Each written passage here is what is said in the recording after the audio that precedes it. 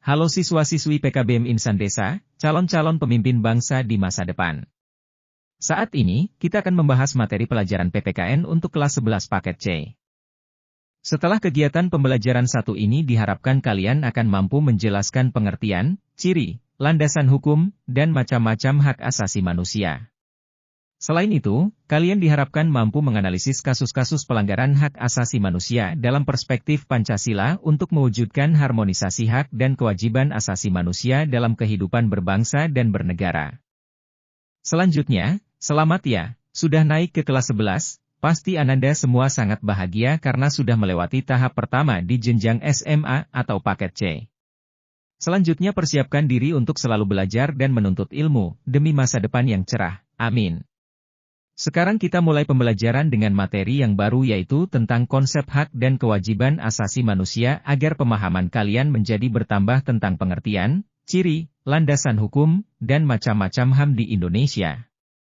Berdasarkan teori, kita ketahui bahwa hak adalah segala sesuatu yang berhak kita dapatkan setelah kita melaksanakan kewajiban, sedangkan kewajiban dimaknai sebagai segala sesuatu yang harus kita lakukan dengan penuh tanggung jawab. Hak dan kewajiban ini ibarat dua sisi mata uang yang tak bisa dipisahkan.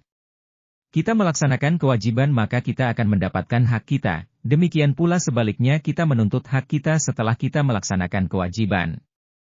Setelah memahami makna hak dan kewajiban, kita juga harus memahami makna hak dan kewajiban asasi manusia.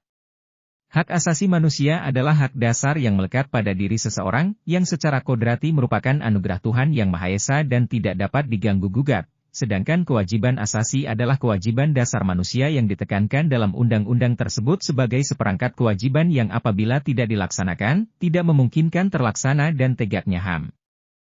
Mengapa kita harus mempelajari materi ini? Ya, karena kita harus mengetahui dan memahami konsep hak dan kewajiban asasi manusia ini, bahkan kita harus mempraktekkan konsep HAM itu dalam kehidupan bermasyarakat, berbangsa, dan bernegara, agar tak terjadi pertentangan atau konflik yang bersifat horizontal di negara tercinta ini. Marilah kita simak penjelasan terkait uraian materi di atas agar wawasan Ananda semakin bertambah dan Ananda dapat berkontribusi untuk kemajuan bangsa dan negara Indonesia. Amin. Dalam pengertian yang sederhana hak asasi manusia, human rights, merupakan hak yang secara alamiah melekat pada orang semata-mata karena ia merupakan manusia, human being.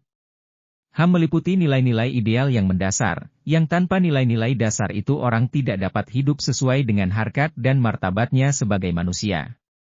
Penghormatan terhadap nilai-nilai dasar itu memungkinkan individu dan masyarakat bisa berkembang secara penuh dan utuh. HAM tidak diberikan oleh negara atau tidak pula lahir karena hukum. HAM berbeda dengan hak biasa yang lahir karena hukum atau karena perjanjian. Dalam pembahasannya tentang pengertian HAM, Jan Matterson, anggota Komisi Hak Asasi Manusia PBB merumuskan HAM. HAM adalah hak-hak yang secara inheren melekat dalam diri manusia, dan tanpa hak itu manusia tidak dapat hidup sebagai manusia. Dari pengertian di atas, kita dapat mencermati dua makna yang terkandung dalam pengertian HAM, yaitu, pertama, HAM merupakan hak alamiah yang melekat dalam diri setiap manusia sejak ia dilahirkan, bahkan sejak roh ditiupkan dalam tubuh manusia, ke dunia. Hak alamiah adalah hak yang sesuai dengan kodrat manusia sebagai insan merdeka yang berakal budi dan berperi kemanusiaan. Karena itu, tidak ada seorang pun yang diperkenankan merampas hak tersebut dari tangan pemiliknya, dan tidak ada kekuasaan apapun yang memiliki keabsahan untuk memperkosanya. Hal ini tidak berarti bahwa HAM bersifat mutlak tanpa pembatasan, karena batas HAM seseorang adalah HAM yang melekat pada orang lain. Bila HAM dicabut dari tangan pemiliknya, manusia akan kehilangan eksistensinya sebagai manusia. Kedua, HAM merupakan instrumen untuk menjaga harkat dan martabat manusia sesuai dengan kodrat kemanusiaannya yang luhur. Tanpa HAM manusia tidak akan dapat hidup sesuai dengan harkat dan martabat kemanusiaannya sebagai makhluk Tuhan yang paling mulia.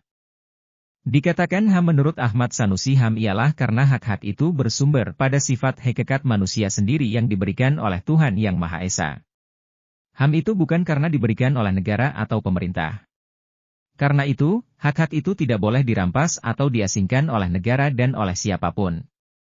Dengan demikian, maka HAM bukan sekedar hak-hak dasar yang dimiliki oleh setiap manusia sejak dilahirkannya ke dunia, tetapi juga merupakan standar normatif yang bersifat universal bagi perlindungan hak-hak dasar itu dalam lingkup pergaulan nasional, regional dan global. Esensi itu dapat dilihat dalam Mukaddimah Universal Declaration of Human Rights yang menyebutkan bahwa pengakuan atas martabat yang luhur dan hak-hak yang sama tidak dapat dicabut dari semua anggota keluarga manusia, karena merupakan dasar kemerdekaan, keadilan, dan perdamaian dunia. Dalam konteks Negara Republik Indonesia, Ketetapan MPR Nomor 17, MPR, 1998 tentang Hak Asasi Manusia merumuskan pengertian HAM sebagai berikut. Hak asasi manusia adalah hak dasar yang melekat pada diri manusia yang sifatnya kodrati dan universal sebagai karunia Tuhan Yang Maha Esa dan berfungsi untuk menjamin kelangsungan hidup, kemerdekaan, perkembangan manusia dan masyarakat, yang tidak boleh diabaikan, dirampas, atau diganggu oleh siapapun. Dari rumusan HAM di atas dapat dikemukakan bahwa di balik adanya hak asasi yang perlu dihormati mengandung makna adanya kewajiban asasi dari setiap orang. Kewajiban asasi yang dimaksud menurut adalah kewajiban dasar manusia yang ditekankan dalam undang-undang tersebut sebagai seperangkat kewajiban yang apabila tidak dilaksanakan, tidak memungkinkan terlaksana dan tegaknya HAM. Hak asasi manusia adalah hak dasar yang dimiliki oleh manusia sejak lahir. HAM berlaku kapanpun, dimanapun dan kepada siapapun. HAM tidak dapat diganggu-gugat dan tidak bisa dicabut karena merupakan anugerah yang dimiliki setiap manusia dari Tuhan Yang Maha Esa.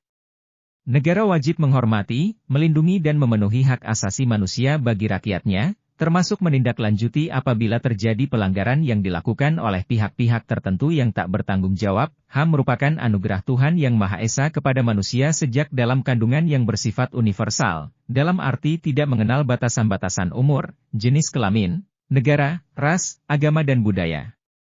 Tujuannya adalah untuk menjamin keberadaan harkat dan martabat manusia serta menjaga keharmonisan dengan lingkungannya. Hak ini berlaku seumur hidup dan tidak dapat diganggu-gugat siapapun. Ciri-ciri HAM. Hak asasi manusia memiliki beberapa ciri-ciri pokok yang mendefinisikan makna dari HAM itu sendiri. Berikut penjelasan mengenai ciri-ciri HAM yang meliputi hakiki, universal, tidak dapat dicabut, permanen, dan tidak dapat dibagi, utuh. 1. Hakiki, artinya hak asasi manusia adalah hak asasi semua umat manusia yang sudah ada sejak lahir. 2. Universal, artinya hak asasi manusia berlaku untuk semua orang tanpa memandang status, suku bangsa, gender atau perbedaan lainnya. 3. Tidak dapat dicabut, artinya hak asasi manusia tidak dapat dicabut atau diserahkan kepada pihak lain. 4. Tidak dapat dibagi, artinya semua orang berhak mendapatkan semua hak, apakah hak sipil dan politik, atau hak ekonomi, sosial dan budaya. Sejalan dengan ciri-ciri HAM di atas, dapatlah kita katakan bahwa hak asasi manusia merupakan kebebasan dasar manusia yang tidak dapat dikurangi, dibatasi dan dihilangkan sebagaimana yang telah dituangkan dalam Undang-Undang Nomor 39 Tahun 1999 tentang Hak Asasi Manusia pada Pasal 9 sampai dengan Pasal 66 yang mencakup 10 hak dasar manusia. 1. Hak untuk hidup. 2. Hak berkeluarga dan melanjutkan keturunan. 3. Hak mengembangkan diri. 4. Hak memperoleh keadilan. 5. Hak atas kebebasan pribadi. 6. Hak atas rasa aman. 7. Hak atas kesejahteraan. 8. Hak turut serta dalam pemerintahan. 9. Hak wanita. 10. Hak anak.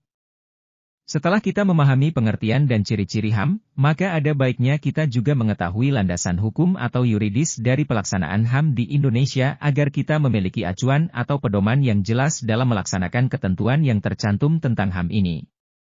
Landasan hukum HAM. Hak asasi manusia di Indonesia diatur dalam 1. Pancasila, terutama sila kedua kemanusiaan yang adil dan beradab. 2. Undang-Undang Dasar Republik Indonesia 1945, Pasal 27, 34, dan Bab Eksa, Pasal 28 AS-DJ, perubahan kedua Undang-Undang Dasar Republik Indonesia 1945, 3. TEP MPR Republik Indonesia Nomor 2 MPR 1993 tentang GBHN, 4. TEP MPR Republik Indonesia Nomor 17, MPR 1998 tentang Hak Asasi Manusia. 5. Undang-Undang Republik Indonesia Nomor 5 Tahun 1998 tentang pengesahan Konvensi menentang penyiksaan dan perlakuan atau penghukuman lain yang kejam, tidak manusiawi atau merendahkan martabat manusia. 6. Undang-Undang Republik Indonesia Nomor 39 Tahun 1999 tentang HAM. 7. Undang-Undang Republik Indonesia Nomor 26 Tahun 2000 tentang Pengadilan HAM. 8. Keputusan Presiden Republik Indonesia Nomor 129 Tahun 1998 tentang Rencana Aksi Nasional Hak-Hak Asasi Manusia, RANHAM, yang telah diperbaharui dengan Keputusan Presiden Republik Indonesia Nomor 61 Tahun 2003 tentang Rencana Aksi Nasional Hak-Hak Asasi Manusia, RANHAM. 9. Keputusan Presiden Republik Indonesia Nomor 181 Tahun 1998 tentang Komisi Nasional Anti Kekerasan Terhadap Perempuan. 10. Instruksi Presiden Republik Indonesia Nomor 126 Tahun 1998 tentang menghentikan penggunaan istilah pribumi dan non-pribumi dalam semua perumusan dan penyelenggaraan, perencanaan program ataupun pelaksanaan kegiatan penyelenggaraan pemerintahan. 11. Deklarasi Universal Hak Asasi Manusia, tanggal 10 Desember 1945. 12. Deklarasi dan Program Aksi Wina tahun 1993. Sesuai dengan TEP MPR nomor 17, MPR, 1998 tentang hak asasi manusia, maka pemahaman bagi bangsa Indonesia adalah 1.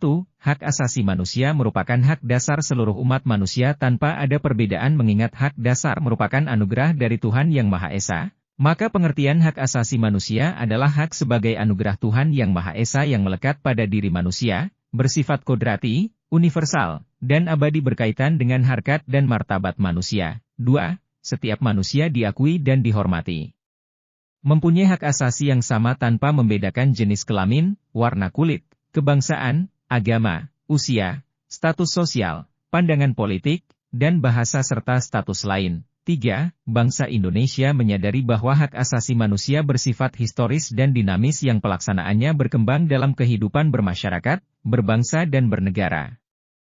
Begitu banyaknya regulasi yang mengatur tentang HAM ini membuat kita semakin yakin bahwa pelaksanaan terhadap HAM ini menjadi sesuatu yang sangat penting dan harus dipraktekkan oleh segenap lapisan masyarakat dalam kehidupan bermasyarakat, berbangsa dan bernegara. Setelah kita mengetahui landasan hukum HAM, maka kita juga harus tahu macam-macam atau bentuk-bentuk HAM itu sendiri. Ternyata ada 6 macam HAM ya anak-anak. Macam-macam HAM. Macam-macam hak asasi manusia dapat kita lihat sebagai berikut. 1. Hak asasi pribadi A. Kebebasan masuk dan mengikuti organisasi B. Kebebasan mengeluarkan pendapat C. Kebebasan untuk memilih, memeluk, dan menjalankan agama dan kepercayaan. 2. Hak asasi politik A. Hak menjadi warga negara B. Hak untuk memilih dan dipilih C.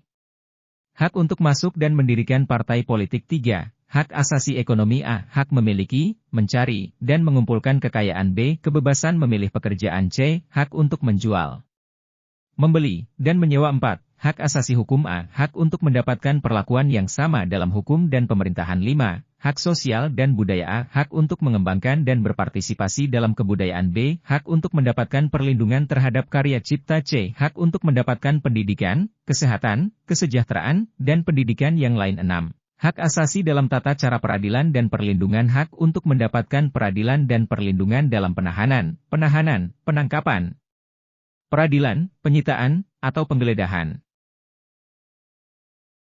Berdasarkan penjelasan di atas, dapat disimpulkan bahwa 1. Hak asasi manusia adalah hak dasar yang dimiliki oleh manusia sejak lahir, berlaku kapanpun, dimanapun dan kepada siapapun. HAM tidak dapat diganggu-gugat dan tidak bisa dicabut karena merupakan anugerah yang dimiliki setiap manusia dari Tuhan Yang Maha Esa.